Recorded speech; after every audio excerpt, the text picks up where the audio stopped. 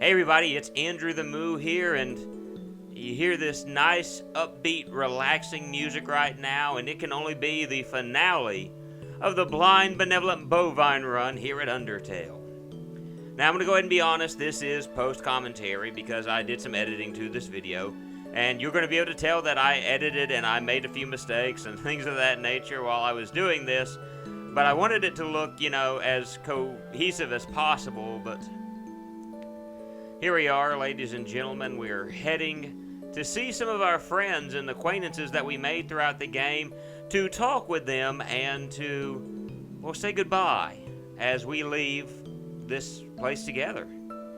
And there are a few people specifically I want to meet and to talk to and to get to know.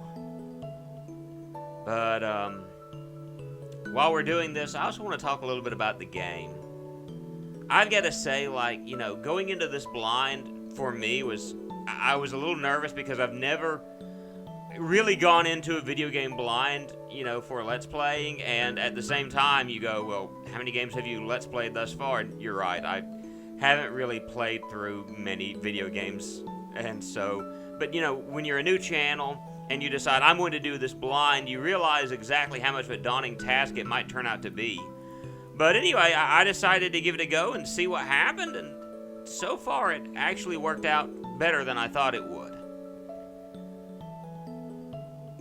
But I've got to say, I really enjoyed playing through this game. We're going to really ask a question at the end of this. Is Undertale worth playing? And I'm going to go ahead and say right now, yes, Undertale is most definitely worth your time. It's $9.99. That's very cheap.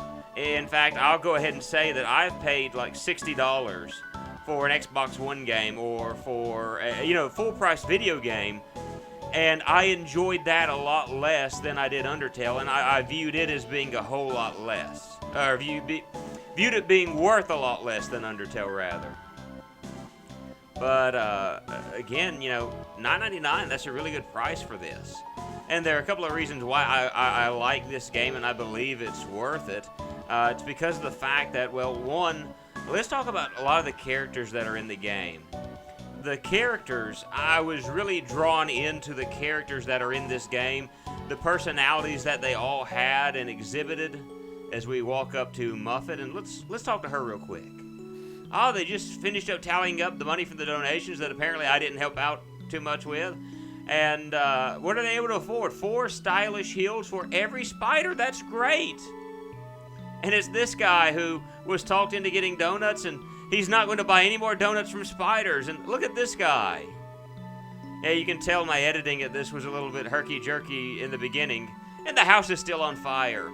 But I'm getting a little bit better. And look, even the dummy that we were fighting against. Yes, you acted like a real dummy.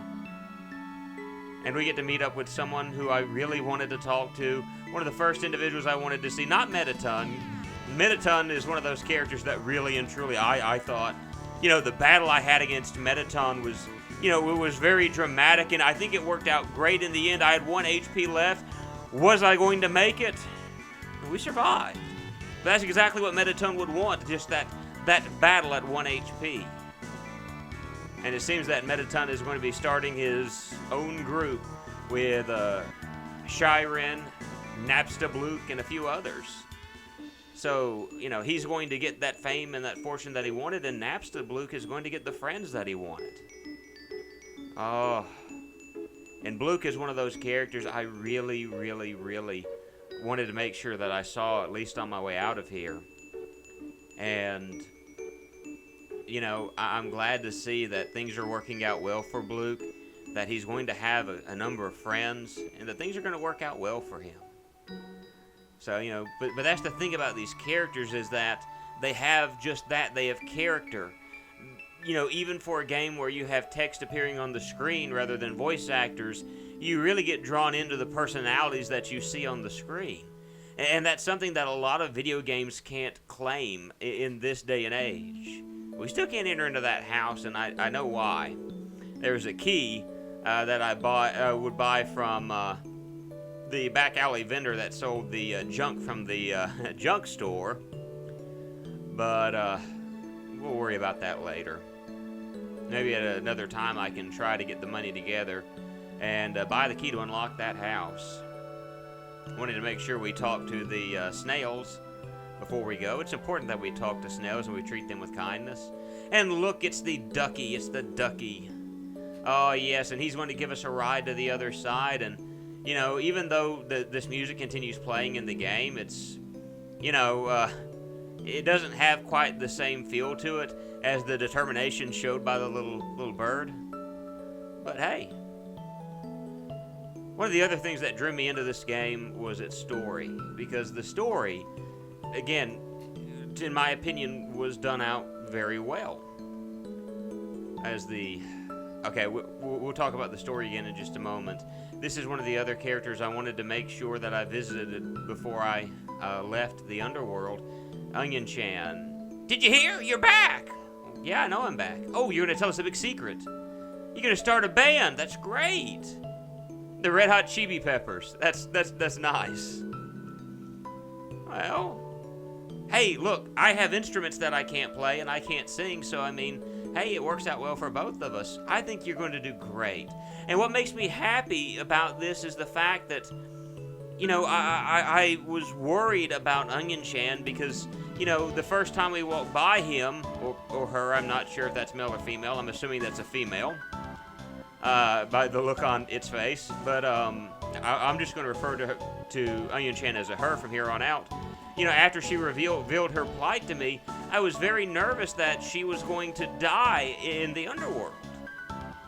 Maybe I'm becoming a little bit too emotionally invested in the creatures in a video game, but, you know, that's one of the thoughts that I had in my head is she going to die out here?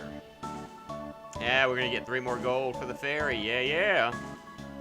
But to find out that she's going to survive, you know, that puts a smile on my face. It's the reason why I'm glad that I did this run over the other run, because there are 2 ways you can play this game, and now we're in Snowden. There are 2 ways you can play this game. You can either save everyone, or you can kill everyone. And look, it's the dogs. And the one dog that is apparently now related to all these other dogs.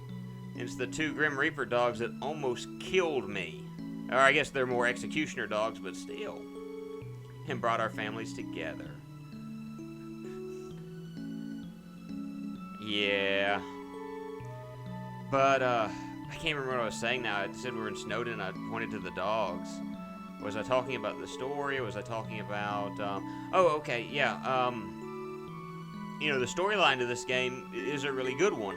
And the way all the characters are integrated together, and that's not what I was talking about. I was talking about the ways you can play this game. Oh. There are 2 ways you can play this game. You can either murder everything in sight, or you can spare it. Or you can do a mixture of both, although I think if you do a mixture of both, you'll kind of get the ending that, the first ending that we saw here, because I didn't do everything exactly the way I was supposed to. But, you know, I'm glad I did this one over murdering everything, because, you know, in my mind, what I'm seeing is just what this game can be, and I think when you murder everything, it's pretty much probably going to have an ending of, you know, everything's dead, the end. But this way, the way I'm playing it, or the way I played it, not only do I see the happy ending, but I'm probably going to see the most satisfying ending out of all of it. And you're going, well, why not save that for last? Well, because I didn't want to save it for last, so there. Well, I mean, I wanted to do the pacifist run first, because in all honesty, in most video games that I play, I don't think I've ever done a pacifist run of anything.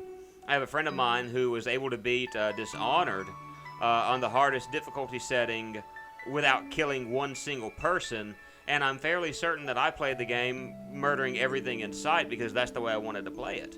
I wanted to try to kind of challenge myself to try to make it through a game without killing anything. By the way, because I said that, that doesn't mean I'm going to try Dishonored hardest difficulty, you know, pacifist run. Not yet, anyway. I might try one in the future. But the fact that you can play this differently, and that you can save everything in sight, that's something that's different from an RPG. You know, most RPGs you get by not by running, not by showing mercy, but by killing and leveling up. In this one, you can beat the game without leveling up once. So, that's something that, I just really enjoyed that. Another thing I want to mention off the top of my head while I'm discussing the game is that the soundtrack is amazing. Oh, it's this little guy. I've got to say that even though I like the fact that this character came to understand a couple of things, I think this is the character that I'm going to look forward to murdering the most at the end. And maybe that makes me heartless. He wants to kill a small child.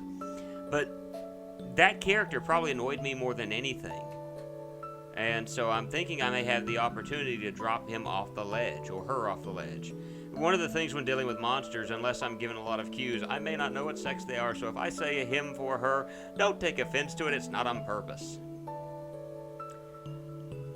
But the soundtrack to this game is also available for $9.99, and you may be asking yourself at this moment, Moo, is it worth paying $9.99 for this video game?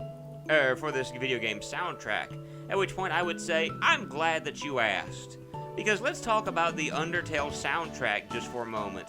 If you buy the Undertale soundtrack for $9.99, you get 101 different songs from the video game.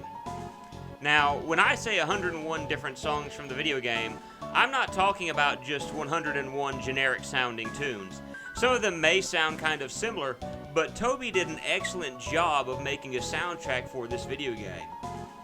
In fact, in some games, I may get so annoyed listening to the soundtrack over and over and over and over to the point that, I want to turn the music off. But Undertale is one of those, I will listen to the soundtrack while working because it's relaxing and it makes me feel good.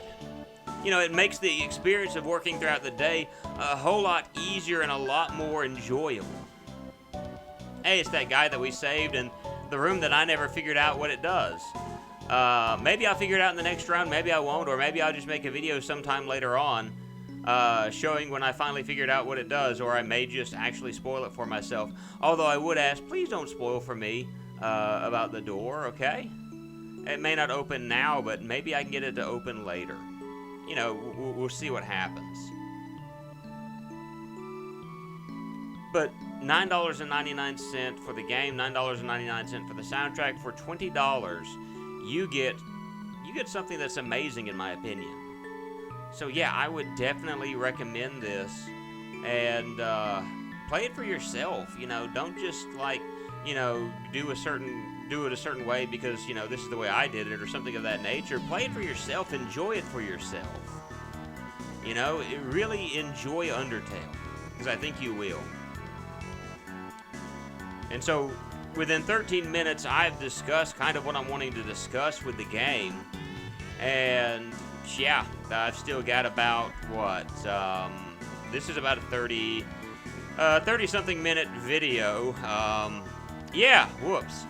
But I figured this as a finale, about 30 minutes would be a good finale here. I didn't want to break it down into two sections, so,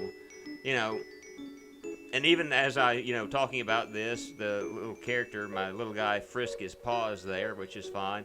But let's talk to these guys real quick. This is the comedian that we talked to, who, kept saying, "My son, he's a great disappointment. That's not funny." On the next playthrough, we're going to walk up to him and probably like, "Oh, my son, he's a great disappointment." I'm like, I murdered him, and that's not funny either. Ha ha. But I think it's even interesting or kind of cool to me that these creatures, even though they are amalgamations of all these other monsters mixed together, as now we've entered into the temple, they still have personality and they're still welcomed within the monster society because they weren't evil in and out of themselves. Apparently there's a fourth frog in that room somewhere, but I don't know where it's at. And I think, if I remember correctly, I looked around for just a few moments and I didn't find anything. Maybe I'll find them later, maybe I won't, I don't know. It'll be fine one way or the other, I guess. You can see I'm trying to look around right now, like, is there anything different about these walls, something I should notice? And I didn't notice anything, and so I decided not to really worry about it. And look, it's the Rock Dwayne Johnson. Better roll out. You mind giving me a push, pumpkin? How about no, and you can let me step over the rocks before you go out. But with that, there's someone that we really need to talk to and that we really need to see right now. Not the frog, but someone else. I will say, though, it's nice talking to this frog at the very beginning of the game because of the fact that this frog, it kind of told us that we could be nice. And apparently this dummy's not there. But there's someone I want to talk to right now more than anyone else in this game. And I think it's important that we pause talking about anything else and head in that direction. It's the first character that we were introduced to, although maybe not introduced in the manner that we would think. It's Asriel. And he looks so sad. The thing is, I can't help but worry about you at this moment, even though there's someone that has to take care of the flowers. Asriel, what about you?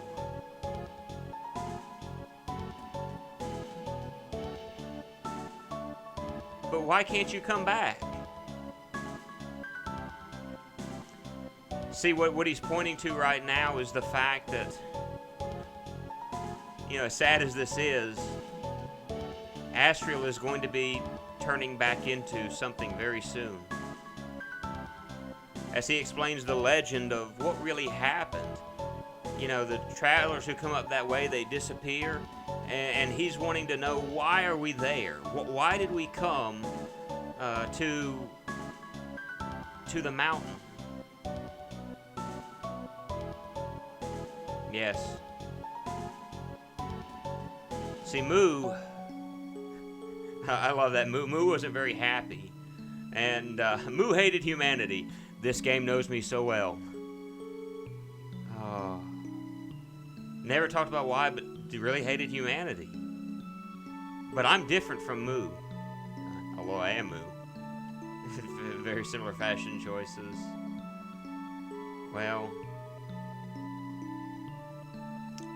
Hey, calm down now.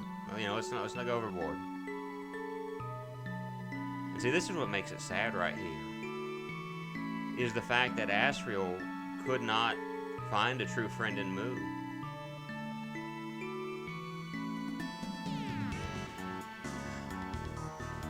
And that Moo wanted to, he carried the body back to the flowers. Moo tried to take over and wanted to kill the humans that were in the village. But Asriel was able to resist and go back, even though they were going to die. And then Asriel ended up being put into flower as Flowey.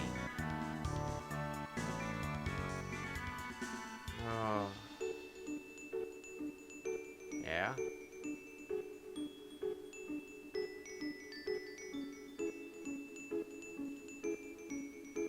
Yeah, that's exactly what would have happened. And everyone got to go free in the end. Well, no decision is really perfect in the end.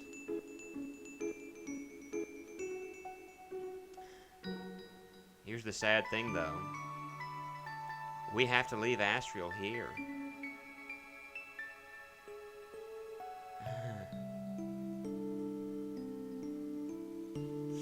You see, Flowey the Flower and Asriel are one and the same. Dr. Alphys put the soul of Asriel in the flower, and it became that murderous, hateful being that's Flowey the Flower. And so he said, when you see me, don't think of it as me. Because really and truly, it's not him in the end. It's something completely different. And now, as much as I really don't want to, there's nothing better to do but be with my friend. I really don't want to have to leave him at this moment. And I may not necessarily be showing it in my voice right now, but at that moment, that was a bit of a tearjerker for me. I really felt bad for Asriel.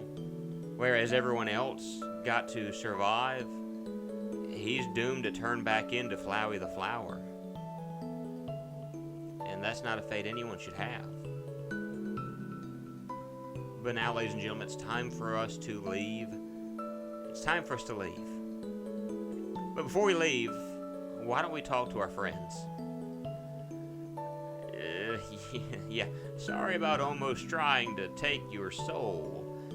I feel very bad about it. Oh, it's all right. I think that we can work. Hey, look. He wasn't talking to you, Undyne. He was talking to me, and I was just about to accept his Undyne, you. Yeah. Well, anyway. Oh, this is the best one. This is the best one to talk to right now. If I remember correctly, this gets interesting. Do you think Asriel and Toriel are gonna, not Asriel, Asgore and Toriel are gonna get back together? Yeah, I hope so. You know, I'm the eternal optimist this run. Okay, that's exactly what I am. I'm the eternal optimist this run. #1 relationship of all time, Tori and Gory. My old boss and his ex-wife. Well, when you word it like that, no. This is the one. This is the one that's interesting. There's a whole world to explore, and what is Alphys going to do? Sit at home and watch anime. Yeah, a celebration to being losers. All right.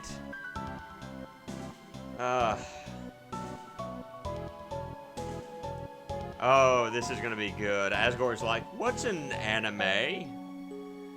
Now, as long as Alphys shows Asgore proper anime and not, you know, other Japanese cartoons, this will be fine. Yes, with swords. So it's like a cartoon, but with swords, yes. That sounds neato. Where is this? Where can I see the anime? That was a question, but that whatever. All right, so Alphys has like some torrented. Oh no. Oh no. Oh no. She didn't show him. Oh.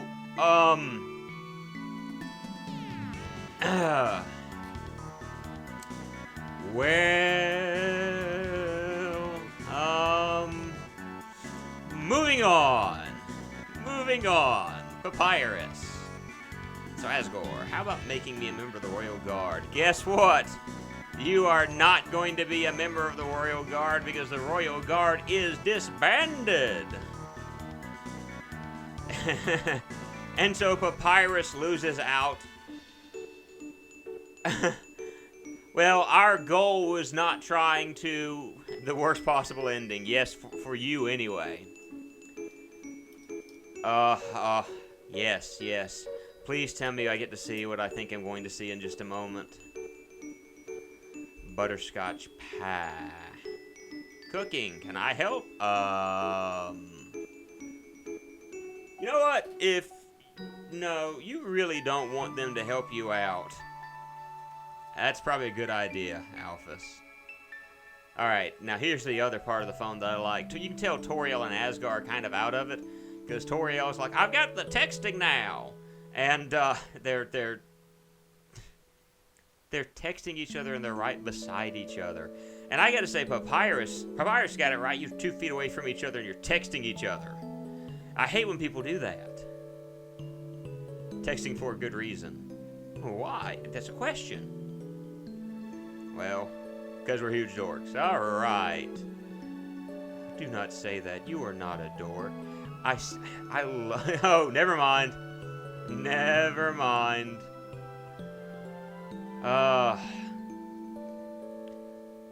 It's a pity smile. Again, I love the character that these individuals have, how great it is.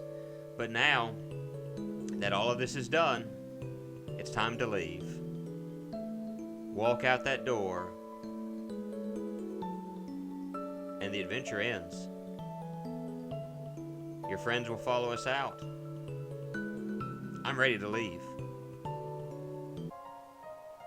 Let's go. And the light is blinding as we step out that front door.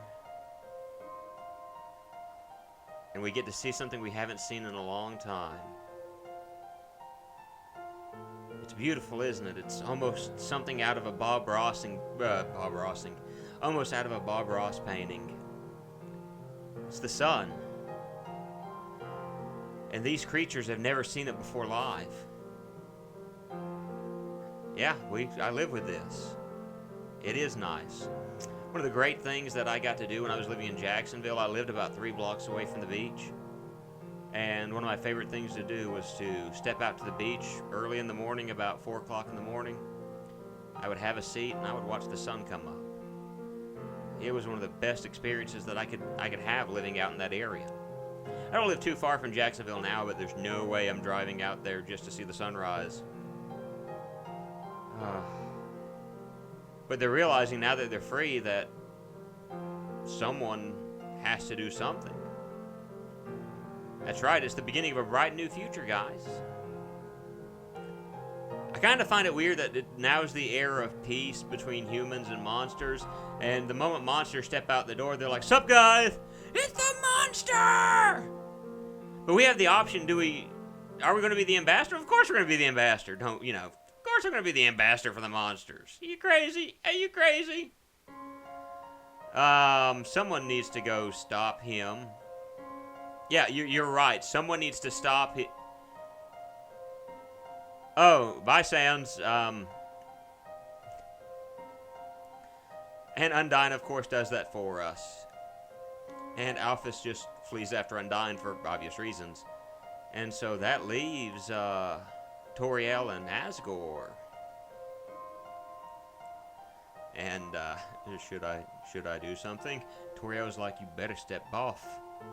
Yeah. So that leaves me with Toriel.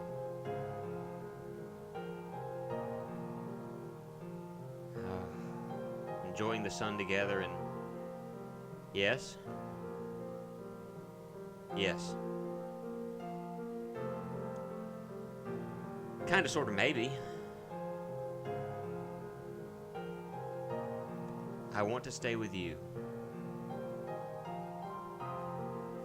Kind of taken aback by that, aren't you? Ah, well. And you wouldn't be free, would you? Yeah? Well, it's one of those things where my options are I can be free in this world or I can be free,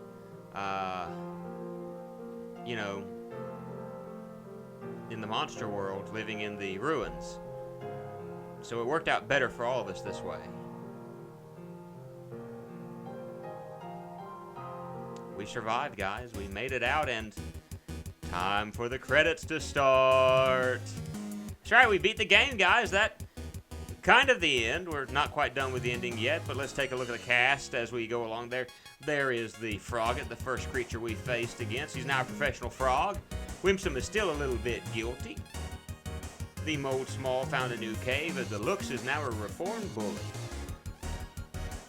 The Migos casually enjoys life, the Vegetoid, a popular nutritionist. And there's Napsta Bluke, who's the spooky DJ. And our first scene to show the creatures in their new life, Papyrus is cruising down the road with a little duck in front of him, and there on a little motor scooter, Sans. And so Sans just cut off Papyrus. Road rage. Road rage is a bad thing, people. And so we see some of the creatures that we faced in this area: the Snowden, the Snowdrake, the Ice Cap, the Giftrot, and Doggo. Yeah. Dog Amy and Dogoressa, who almost killed me. #1 nose nuzzle champions. And the lesser dog and the greater dog. Those were quite interesting creatures to deal with. But now where do we go from here? It is Undyne, Alphys, and look, it's Onion Chan. Onion Chan's in the ocean, guys. I'm so happy. I'm so happy. You should be too. And Alphys is a little weirded out right now by that, completely embarrassed. And let's look at how strong Undyne is there. She's breaking the sidewall, or the wall there. And then some of the enemies in that area. We have Aaron, We have Mold Big, Washua, and Timmy, who is designed by Timmy. The Mad Dummy and the Shyren. Calm down just a bit. And now we show a stage, and there are a few creatures watching this. And look, it's Metaton with Napstablook. The Shyren is singing, and it looks like the hamburger guy is just there in the background. I don't know what he's doing, but looks like Metaton has found that fame that he's always wanted. And we see some of the enemies that we had the opportunity to face off against. The Vulcan, the Space Heater, the Sunder Plane finally confesses. The Pyro, and the Muffet. And again, listen to the changes in the music, how it all flows together. It's so good! And the Royal Guards. Use your imagination, I'd rather not. The Final Frogget, the Whimsalot. And the Astigmatism. Yeah, freaky creature. The Magic, the Night Knight, who's taking a well-deserved nap. The Magic is David Blaine. And the Amalgamates, who are now living with their families. So nice. So good to hear, you know what I mean? And look, there's Asgore, who's making his own papyrus. The Monster Kid. And it looks like the Monster Kid's heading to school, which is taught by Headmaster Toriel. And with that, ladies and gentlemen, it looks like we're coming to the end of the game. And look at the clouds, they're beautiful hearts. And with this, we can finally say,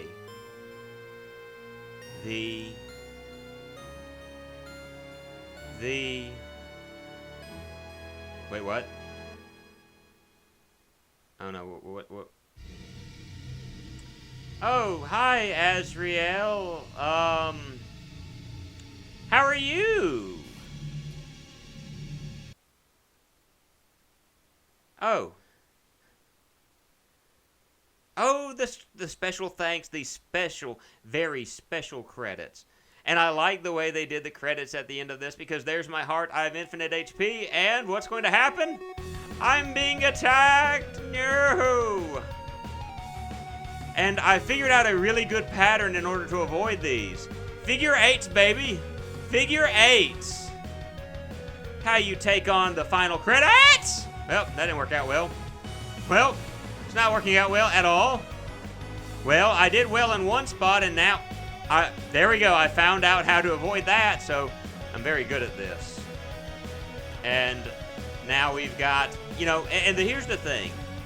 If you want to be able to get, I guess do a decent job at this game, you got to treat this like a shmup. Now, I like shmups, even though I'm not really good at shmups. But here's the way I've always treated shmups. Like, I treat them as such. When you focus on the bullets that are in front of you, don't... Trash, I got those two. You focus on the bullets that are in front of you. Don't focus on the ones that are, at the very beginning of the screen. Focus on the ones that are closest to you and use slow movements. For the most part, that was able to help me out in a lot of these different battles, as I'm doing horribly now. There we go. Nope.